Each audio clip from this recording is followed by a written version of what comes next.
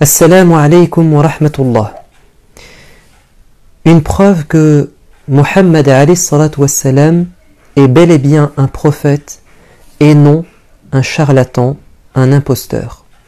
Les nombreux témoignages de l'époque qui attestent que Muhammad est bien le dernier des messagers. Parmi les témoignages les plus marquants, les plus édifiants, ce sont les témoignages des grands de l'époque, des empereurs et des rois, qui étaient d'ailleurs pour la plupart chrétiens. Je vais en citer deux. Celui du roi d'Abyssinie, le roi chrétien d'Abyssinie, le Négus, Héraclius, l'empereur romain d'Orient, et ensuite on citera des autres témoignages si le temps nous le permet. Commençons par le témoignage du roi d'Abyssinie qui a reçu et a accepté d'accueillir, de faire asile aux premiers musulmans de la Mecque qui étaient persécutés.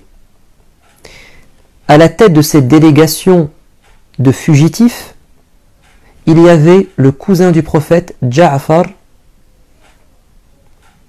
ibn Abi Talib.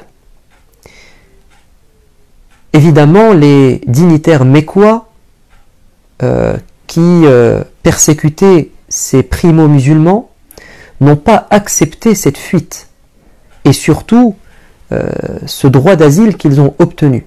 Et donc Amr ibn al-As et un autre ami sont partis avertir le roi d'Abyssinie que ces fugitifs étaient des rebelles qui causaient des troubles à la Mecque et en vertu des lois de l'époque, ils devaient leur être restitués. Car, dit-il, c'est Amr ibn al-As qui parle au roi, ils ont choisi une religion nouvelle qui n'est ni la mienne, le polythéisme, ni la tienne, le christianisme. Le roi chrétien était quelqu'un d'humaniste et de juste. D'ailleurs, le prophète de l'islam avait dit à ses fidèles, allez chez lui, car personne n'est lésé, aucun opprimé n'est abandonné par lui. Alors le roi va dire, laisse-leur l'occasion de se défendre, je ne peux pas te les livrer comme ça, je leur ai donné l'asile, on va voir ce qu'ils ont à dire. Et Ja'far, qui était le porte-parole de cette délégation, va présenter sa religion au roi d'Abyssinie. Alors, qu'est-ce qu'il va dire? Et écoutez et appréciez l'art de la prédication du cousin du prophète. Ô roi, nous étions un peuple vivant dans l'ignorance et l'immoralité, adorant des idoles et mangeant la chair des cadavres d'animaux, commettant toutes sortes d'atrocités et de pratiques honteuses, brisant les liens de parenté, manquant aux règles de l'hospitalité, le plus fort d'entre nous exploitant le plus faible. Nous demeurâmes en l'état jusqu'au jour où Dieu nous envoya un prophète de notre peuple dont la lignée, la sincérité, le respect du dépôt et l'intégrité étaient connus de nous tous. Donc il est en train de faire un portrait moral, mais aussi, familial du prophète de l'islam, pour dire que ce n'est pas le dernier des misérables de notre société, et ce n'est surtout pas un délinquant, un imposteur. Il nous appela à adorer Allah, l'unique, et à abjurer les pierres et les idoles que nos ancêtres et nous-mêmes adorions. Il nous a enjoint de dire la vérité, d'honorer notre parole, d'être aimable envers nos proches, d'aider nos voisins, de cesser tout acte illicite, de s'abstenir de verser le sang, d'éviter l'indécence et le faux témoignage, de ne pas s'approprier les biens des orphelins, ni de calomnier les femmes honnêtes. Il nous a ordonné d'adorer un Dieu unique, sans rien lui associer, d'accomplir la prière, de s'acquitter de l'aumône et de jeûner le mois du Ramadan. Nous avons cru en lui et au message de Dieu qu'il nous a apporté. Nous observons tout ce qu'il nous demande de faire et rejetons ce qu'il nous a interdit de commettre. Suite à cela, ô roi, notre peuple nous a attaqués et infligé les plus sévères châtiments afin de nous faire renoncer à notre religion et nous ramener aux anciennes pratiques immorales et à l'adoration des idoles. Ils nous ont opprimés et rendu la vie impossible. Ils nous ont empêchés d'appliquer notre religion. C'est alors que nous sommes venus dans votre pays et que nous vous avons choisi parmi tant d'autres avec le désir de gagner votre protection et dans l'espoir de vivre dans la justice et la paix parmi vous. Voyez à quel point la présentation de cette religion était séduisante. Évidemment, le roi est resté admiratif de cette religion qui appelle aux valeurs morales et du représentant de cette religion qui apparemment est quelqu'un d'irréprochable. Il leur a dit, écoutez, avez-vous quelque chose à me rapporter de ce que dit votre prophète? Et ils vont lui citer le début de la sourate Maryam, et c'est très intelligent puisqu'il s'agit d'un chrétien, il va être sensible à cette histoire qu'il connaît, et donc Ja'far va lui réciter le début de la sourate Maryam où on parle de Marie. À l'écoute des mots du Coran, le Négus fut ému aux larmes. Et il a dit aux musulmans, le message de votre prophète et celui de Jésus ont une seule et même source. Voici le témoignage de ce roi chrétien. Il reconnaît la prophétie de Muhammad et le caractère divin de la révélation. Mais ça ne s'arrête pas là. Amr ibn al-As, en aparté, une fois que les musulmans sont sortis, il va lui dire « Sache que les musulmans disent quelque chose de très grave au sujet de Jésus. Ils disent que c'est un esclave. » Alors il va les convoquer à nouveau en leur disant « Que dites-vous de Jésus ?» Et Ja'far va répondre « Notre prophète dit que Jésus est l'esclave, oui, mais de Dieu. Et son prophète, son esprit et son verbe qu'il a insufflé à la Vierge Marie. » Et là, le Négus a été ébloui et il a dit « Par Dieu, Jésus, fils de Marie, est exactement comme l'a décrit votre prophète. » Et il va dire « Partez en paix, quiconque vous tourmentera le paiera et quiconque s'opposera à vous sera puni, car par Dieu je préférerais renoncer à une montagne d'or plutôt qu'il soit fait du mal à l'un d'entre vous. » Donc ça c'est le premier témoignage qui est confirmé par le fait que le Négus a gardé et protégé ses musulmans et qu'il est mort d'ailleurs musulman puisque le prophète de l'islam dira à Médine « Aujourd'hui est mort votre frère Ashama, le roi d'Abyssinie, prions sur lui. » Et c'est une histoire bien connue qui a été rapportée, qui est authentique. Et le prophète de l'islam va épouser une des musulmanes qui s'était exilée de la Mecque et qui était en Abyssinie, alors que lui était plus tard à Médine. Et c'est le roi, le Négus, qui va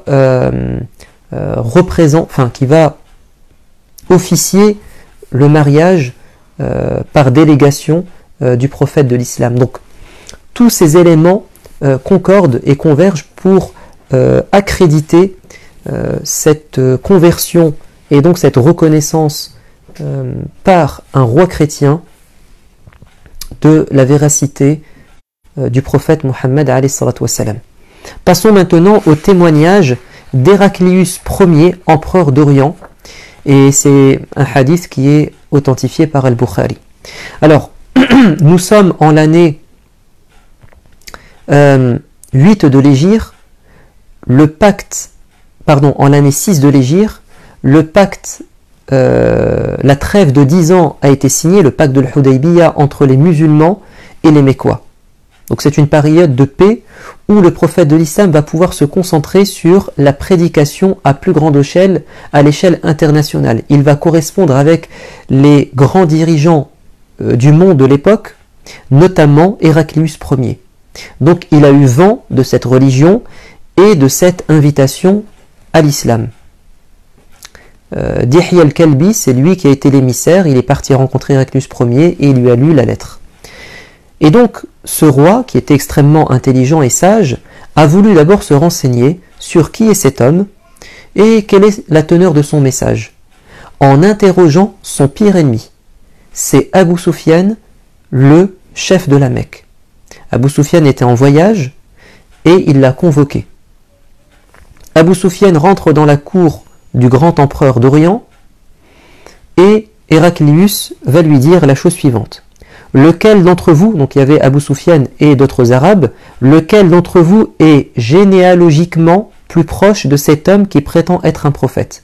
Abu Sufyan dit c'est moi. Héraclius Ier lui demande de se rapprocher et il dit qu'on mette ses compagnons, ses amis, derrière lui. Et il dit au traducteur, dis-leur que je veux interroger Abu Sufyan au sujet de ce prétendu prophète. Si Abu Sufyan vient à mentir, alors ses compagnons devraient m'informer de ce mensonge. Donc si Abu Sufyan ment au sujet des questions que je vais lui poser, vous derrière, vous le démentez par un signe. Abu Sufyan dit, par Dieu, n'eût été la honte de me voir attribuer un mensonge, qu'on dise que je suis un menteur, j'aurais menti devant les questions de l'empereur, sachant que ses amis n'allaient pas le dénoncer. Mais il a dit, j'ai voulu être sincère pour qu'on ne dise pas que je suis un menteur. Héraclius Ier demande, quelle appréciation faites-vous de sa généalogie? Abu Sufyan répond, son lignage est très noble. Héraclius Ier lui dit, quelqu'un parmi vous a-t-il jamais tenu de tels propos, c'est-à-dire est-ce que quelqu'un dans votre peuple s'est déjà prétendu prophète? Abu Sufyan dit non. Héraclius ajoute, le soupçonniez-vous de mensonge avant qu'il ne tienne un tel discours? Est-ce que vous l'avez déjà pris pour un menteur avant qu'il se présente comme prophète? Non, répond Abu Sufyan. Y a-t-il des rois dans sa descendance, dans ses ancêtres? Non, dit Abu Sufyan. Héraclius lui dit, ceux qui le suivent sont-ils les nobles ou le bas peuple? C'est plutôt le bas peuple, répond Abu Sufyan. Ces gens augmentent-ils en nombre ou régressent-ils? Ils augmentent plutôt. Y en a-t-il qui apostasient par aversion après avoir embrassé sa religion? Non. Lui arrive-t-il de trahir? Non. Toutefois, nous avons conclu une trêve avec lui et nous ne connaissons pas ses intentions. Héraclius Ier, mais avez-vous été en guerre avec lui? Oui. Quel a été l'aboutissement de ces combats livrés? Tantôt nous triomphions et tantôt, il triomphait. Que vous ordonne-t-il de faire? Il nous ordonne de n'adorer que Dieu seul, sans rien lui associer, de délaisser le culte de nos ancêtres, de faire la prière, de verser l'aumône, d'être sincère, d'être chaste et de garder le lien avec la famille. Maintenant, écoutez l'analyse et les conclusions de Héraclius Ier. Dis-lui, donc c'est le traducteur qui est visé, dis-lui que je l'ai interrogé au sujet de son lignage et il a répondu qu'il est noble. Il en est de même du lignage des messagers au sein de leur peuple. Je lui ai demandé si quelqu'un avant lui avait eu la même prétention et il m'a répondu que non. Car si quelqu'un avant lui avait eu la même prétention, j'aurais pu croire qu'il ne veuille que renouveler ce que quelqu'un d'autre a déjà accompli. Donc c'est un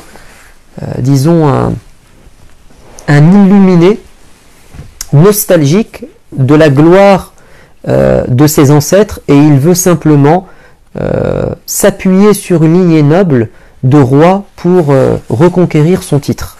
Ce n'était pas le cas du prophète. Je lui ai demandé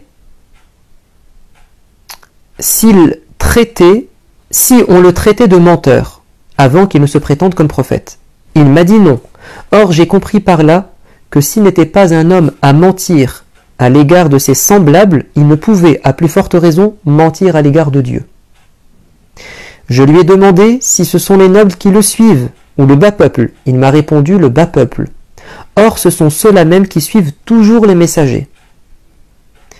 Je lui ai demandé si ceux qui le suivent augmentent en nombre, ou régressent. Il m'a dit qu'ils progressent. Or, c'est bien cela le propre de la foi, qui est de croître jusqu'à atteindre la complétude. Je lui ai demandé s'il y en a qui apostasient par aversion parmi ses disciples. Il m'a répondu que non. Or, c'est bien ainsi qu'il en est de la foi lorsque sa douce saveur rencontre les cœurs. Je lui ai demandé s'il trahissait. Il m'a dit que non. Or, tel est le comportement des messagers. Ils ne trahissent jamais. Je lui ai demandé s'ils se sont combattus. Il m'a dit que oui, et que les combats entre vous avaient eu des alternatives, tantôt à son avantage et tantôt au leur. Il en est ainsi des prophètes.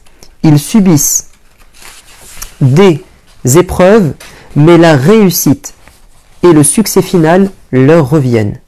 Je lui ai demandé ce qu'il leur ordonne, et il m'a répondu qu'il leur ordonne d'adorer un seul Dieu sans rien lui associer, de s'abstenir d'adorer les idoles, de prier, de cultiver la sincérité et la chasteté. Précise-lui que si tout ce que tu as dit est vrai, accrochez-vous, il sera maître de l'endroit sur lequel présentement foulent mes pieds. Je savais qu'un prophète allait paraître, mais je n'imaginais pas qu'il viendrait de vous les Arabes. Quant à moi, s'il m'était possible de l'approcher, je ferais tout pour le rencontrer, et si j'étais auprès de lui, je laverais moi-même ses pieds. Très important cette conclusion. Il dit « Je savais qu'il y aurait un prophète qui allait apparaître, mais je ne pensais pas qu'il serait parmi les Arabes. » Et il dit « Si je venais à le rencontrer, je lui laverais les pieds, c'est-à-dire j'embrasserais sa religion et lui ferais honneur. » D'ailleurs, Héraclius Ier va réunir ses évêques, les prêtres, sa cour, et il va leur dire « J'adhère au message de l'islam. » Et il va y avoir une réaction hostile, ils vont se lever, vouloir quitter l'assemblée, mais les portes étaient fermées. Et il va leur dire « Attendez, attendez, attendez. Ce n'était qu'un test. Je voulais savoir si vous étiez fidèle à votre religion. » Et il va rester sur la religion de ses ancêtres pour sauvegarder son trône. Ça, ce sont des témoignages de grands souverains de l'époque du prophète. Mais nous avons des témoignages maintenant de religieux. Je vais vous en citer quelques-uns rapidement. Quand le prophète était jeune, il était pris en charge par son oncle Abu Talib, qui était un commerçant, et un jour, alors qu'ils étaient en voyage en direction, je pense, de la Syrie, un moine qui adorait son Seigneur dans son monastère a remarqué le passage de cette caravane et des signes étranges qui l'ont poussé à inviter ces gens à venir partager un repas. Et lorsqu'il va leur offrir le repas, il va les regarder, les identifier un à un, en leur disant « Mais attendez, vous êtes sûr que tout le monde est à table? Vous n'avez laissé personne ?» « Non, personne. »« Oh, si, un petit enfant qui est resté avec les animaux. Ramenez-le-moi, dit le moine, Bahira. » Et lorsqu'il va le scruter, le regarder attentivement, il va dire « Qui es-tu » à Abu Talib. Il va lui dire « Je suis son père ». Il va lui dire « Tu mens. Tu n'es pas son père. » Abu Talib va dire « Oui, je suis son oncle. Son père est décédé. » Il dit « Je le savais. Car il est le dernier des prophètes et nous savons qu'il est orphelin. » Et il va voir le sceau de la prophétie entre ses deux épaules, autrement dit cette excroissance de chair recouverte de poils entre ses deux omoplates qui était un signe physique de sa prophétie. Et il va dire « Si j'ai fait appel à vous, c'est parce que j'ai vu un nuage accompagner cet enfant et les arbres le couvrir de leur ombrage. Ô un tel, rentre dans ta ville avec lui et protège-le, car si on venait à découvrir qui il était, on lui ferait du mal. Ça, c'est un témoignage d'un chrétien qui prouve que dans la Bible, il y avait la description et l'annonce du dernier des prophètes. Quand le prophète de l'islam, à 40 ans, a reçu la révélation de l'ange Jibril, il est parti plein de doutes et de peur, trouver un réconfort chez son épouse Khadija. Il est sorti de la grotte et il s'est précipité jusqu'à sa demeure. Et son épouse va lui faire rencontrer son cousin, Waraqa ibn Nawfal, qui était un converti, un arabe converti au christianisme, et qui était très âgé. Et lorsque Muhammad va lui rapporter ce qu'il avait vécu, il va lui dire: ce que tu as vu et ce que tu as reçu, c'est exactement ce qu'ont connu les prophètes avant toi. Je pense qu'il a cité Moïse. Tu as reçu le même ange de la révélation. Ô Muhammad, si Dieu me prête vie, je serai à tes côtés pour te défendre quand ton peuple va t'expulser. Et le prophète étonné va dire: ah bon, ils vont m'expulser? Il va lui dire: oui, parce que ça a été le lot de tous les prophètes. Donc là, vous avez aussi un chrétien qui reconnaît que dans la Bible, il y a la mention de la prophétie, et il a reconnu qu'il était prophète, et donc c'est le premier, disons, compagnon. Également, vous avez le témoignage de Salman le Perse, ce jeune Iranien qui appartenait à une famille religieuse, mazdéenne ou zoroastrienne. Il vouait un culte au feu. Pardon. Et donc Salman, alors son histoire est longue, je vous renvoie, vous tapez sur internet Salman le Perse et vous aurez son histoire. Moi, ce qui m'intéresse, c'est que Salman le Perse va se convertir au christianisme et il va être le disciple de plusieurs moines, plusieurs religieux chrétiens, et dans plusieurs pays d'ailleurs. Et au final, il va dire au dernier moine qui était en train de décéder, d'agoniser: renvoie-moi vers quelqu'un qui te ressemble. Et le moine de dire: il n'y a plus personne qui est attaché à la vraie religion de Jésus. Mais peut-être connaîtras-tu le dernier des prophètes. Mais comment vais-je le reconnaître? Il est dans la terre des Arabes, là où il y a des roches noires et des palmiers, et tu le reconnaîtras à 3 signes distinctifs. Si tu lui donnes, tu lui confies une nourriture pour les pauvres, il n'en mangera pas. Et si tu lui offres en cadeau une nourriture, il va y participer. Et tu verras le sceau de la prophétie entre ses épaules, sur son dos. Et Salman al-Farisi, après un long périple, va rencontrer le prophète de l'islam et il va pouvoir reconnaître ses signes en lui et lui raconter son histoire. Également, nous avons cette fois-ci des témoignages non plus de chrétiens mais de juifs, notamment Abdullah ibn Salam. Abdullah ibn Salam, bon, on va devoir s'arrêter là parce que ça fait un petit peu long. Donc on fait une deuxième partie sur les témoignages à la fois juifs, et puis on verra aussi après la mort du prophète s'il y a eu des témoignages de gens disant que Mohammed est un prophète, et est-ce qu'il y a dans la Bible la description du prophète de l'islam. On en discute en détail la fois prochaine. Passez une bonne soirée et à bientôt. Wassalamu alaikum wa rahmatullah.